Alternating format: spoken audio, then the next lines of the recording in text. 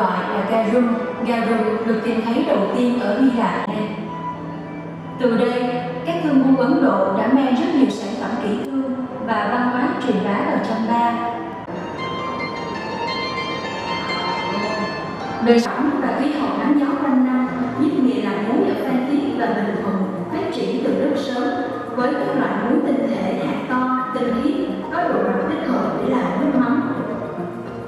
Nổi tiếng trong bar với tên gọi luôn nghĩa là Just Hot Thuyền. Sau này, người Việt độc trại đi thành từ trực, sản lượng vô cùng lớn. Một phần không nhỏ chính là nhờ vào ông Tụng.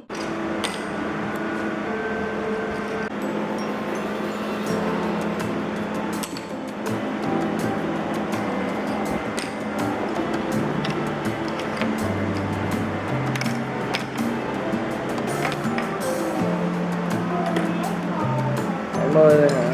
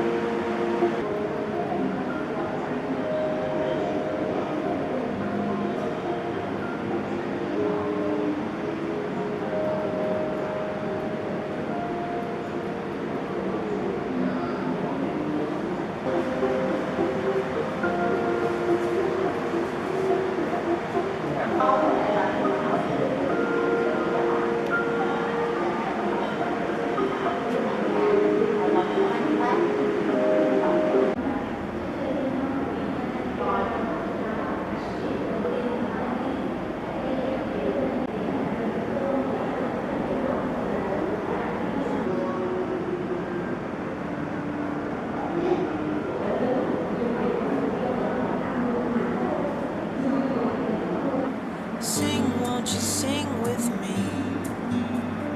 Leave everything for me. Stay the night. Oh, miss your flight. Walk through the rain with me. Get soaked to the skin, feel free. Shut the world out. Let's hang out.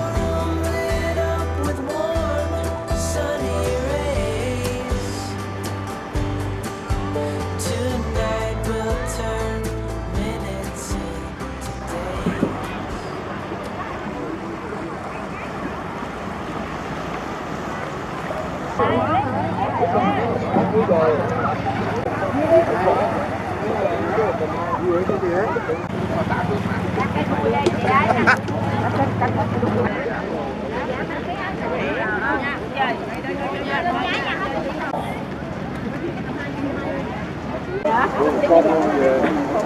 Làm lấy cái này để nó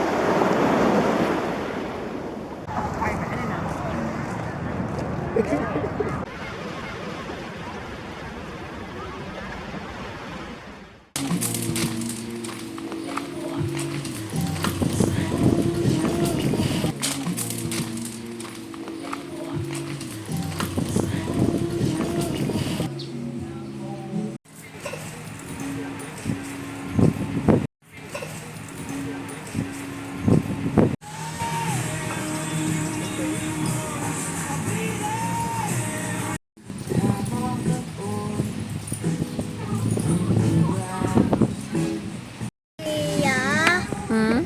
Bánh gì vậy? Bánh sừng trâu đây. Cho Wow, con á. con có bánh sừng trâu. Cảm ơn chú đây.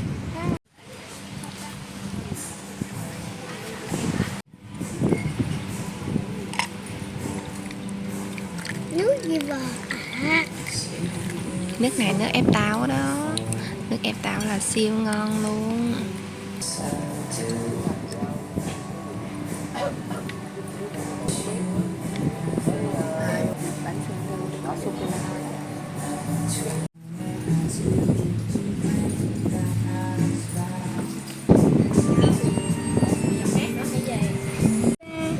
các bệnh về phổi ung thư is also called Second. second biggest tumor causes carbon through global warming.